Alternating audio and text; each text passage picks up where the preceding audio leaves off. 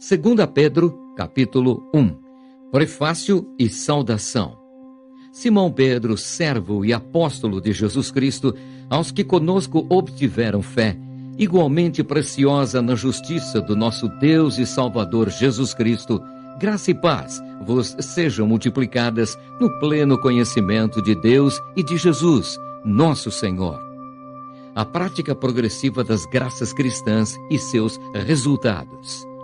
Visto como pelo seu divino poder nos têm sido doadas todas as coisas que conduzem à vida e à piedade, pelo conhecimento completo daquele que nos chamou para a sua própria glória e virtude, pelas quais nos têm sido doadas as suas preciosas e muito grandes promessas, para que por elas vos torneis coparticipantes da natureza divina, livrando-nos da corrupção das paixões que há no mundo. Por isso mesmo, vós, reunindo toda a vossa diligência, associai com a vossa fé a virtude, com a virtude, o conhecimento, com o conhecimento, o domínio próprio, com o domínio próprio, a perseverança, com a perseverança, a piedade, com a piedade, a fraternidade, com a fraternidade, o amor, porque estas coisas, existindo em vós e em vós aumentando, fazem com que não sejais nem inativos, nem infrutuosos no pleno conhecimento de nosso Senhor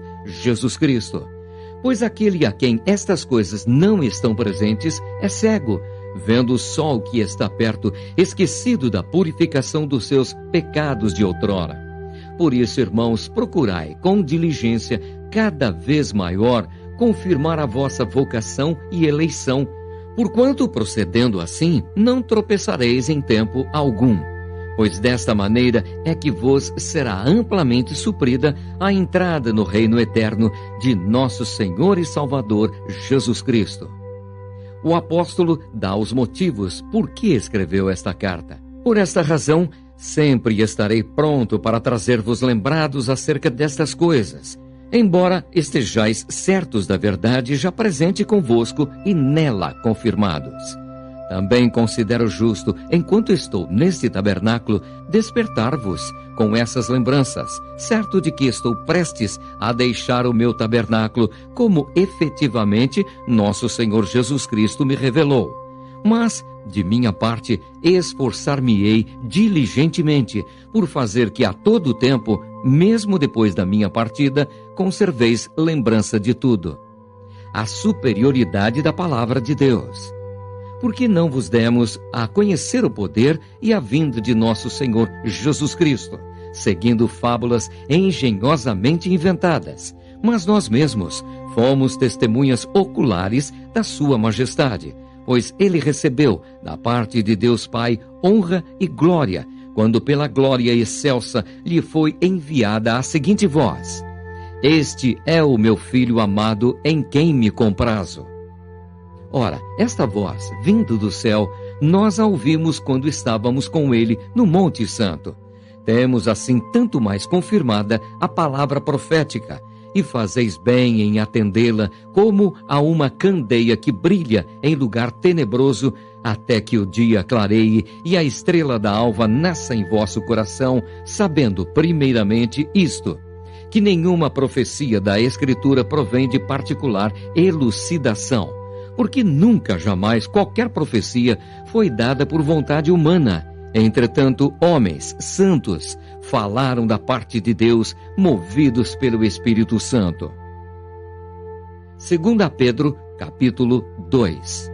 Os falsos mestres, seu caráter, obras e justo castigo. Assim como no meio do povo surgiram falsos profetas, assim também haverá entre vós falsos mestres, os quais introduzirão dissimuladamente heresias destruidoras, até ao ponto de renegarem o soberano Senhor que os resgatou, trazendo sobre si mesmos repentina destruição. E muitos seguirão as suas práticas libertinas, e por causa deles será infamado o caminho da verdade. Também movidos por avareza, farão comércio de vós, com palavras fictícias. Para eles, o juízo lavrado há longo tempo não tarda, e a sua destruição não dorme.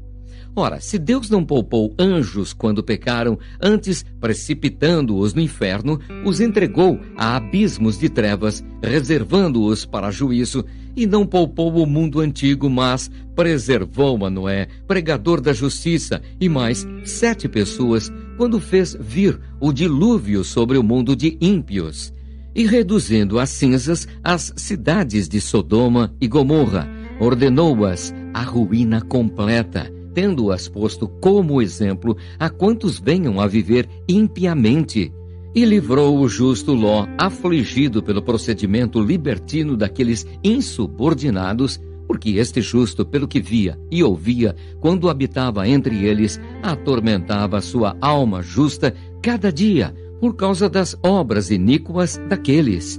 É porque o Senhor sabe livrar da provação os piedosos e reservar sob castigo os injustos para o dia de juízo, especialmente aqueles que, seguindo a carne, andam em imundas paixões e menosprezam qualquer governo.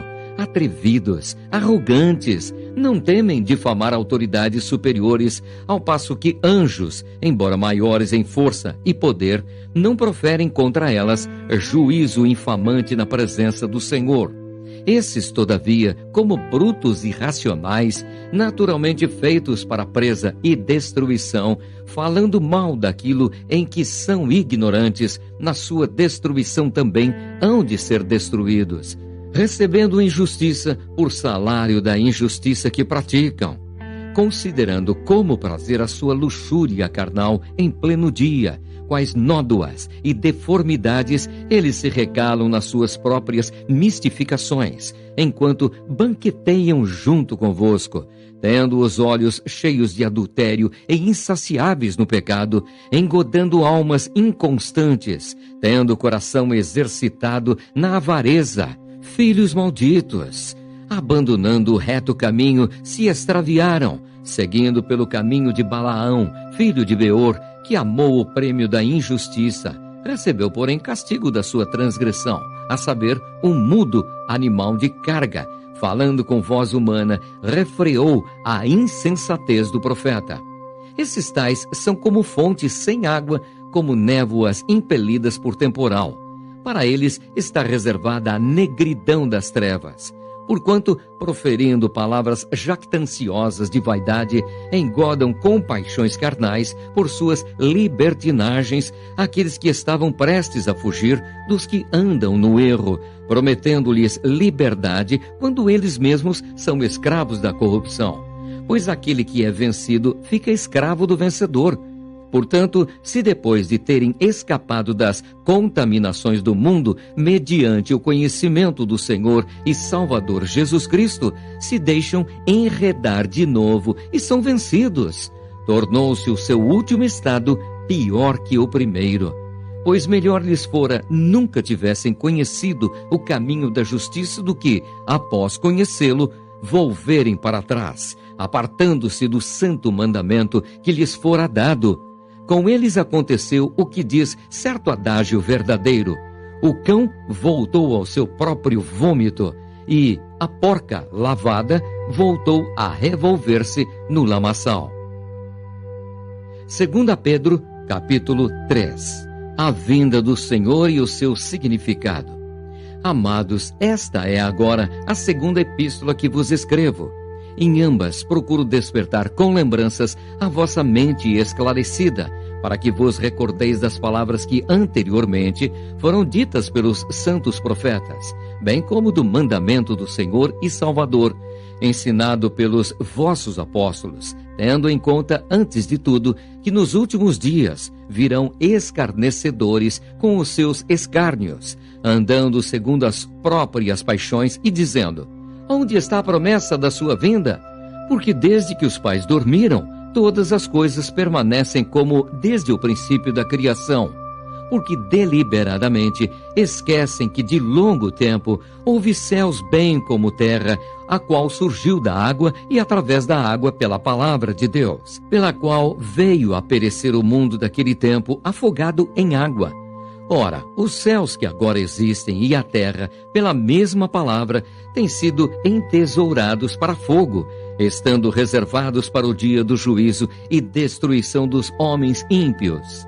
Há, todavia, uma coisa, amados, que não deveis esquecer, que para o Senhor um dia é como 1000 anos, e 1000 anos como um dia. Não retarda o Senhor a sua promessa, como alguns a julgam demorada. Pelo contrário, ele é longânimo para convosco, não querendo que nenhum pereça, senão que todos cheguem ao arrependimento. Virá, entretanto, como ladrão o dia do Senhor, no qual os céus passarão com estrepitoso estrondo, e os elementos se desfarão abrasados. Também a terra e as obras que nela existem serão atingidas. Visto que todas essas coisas hão de ser assim desfeitas, deveis ser tais como os que vivem em santo procedimento e piedade, esperando e apressando a vinda do dia de Deus, por causa do qual os céus incendiados serão desfeitos, e os elementos abrasados se derreterão. Nós, porém, segundo a sua promessa, esperamos novos céus e nova terra, nos quais habita a justiça. O cristão deve esperar o Senhor, viver vida reta, estudar as Escrituras e crescer em Cristo. Por essa razão, pois, amados, esperando estas coisas, empenhai-vos por serdes achados por ele em paz, sem mácula e irrepreensíveis, e tende por salvação a longanimidade de nosso Senhor, como igualmente o nosso amado irmão Paulo vos escreveu, segundo a sabedoria que lhe foi dada, ao falar acerca destes assuntos, como de fato costuma fazer em todas as suas epístolas, nas quais há certas coisas difíceis de entender que os ignorantes e instáveis deturpam, como também deturpam as demais Escrituras, para a própria destruição deles. Vós, pois, amados, prevenidos como estáis de antemão, acautelai-vos. Não suceda que, arrastados pelo erro desses insubordinados, descaiais da vossa própria firmeza. Antes, crescei na graça e no conhecimento de nosso Senhor e Salvador, Jesus Cristo. A Ele seja glória, tanto agora como no dia eterno.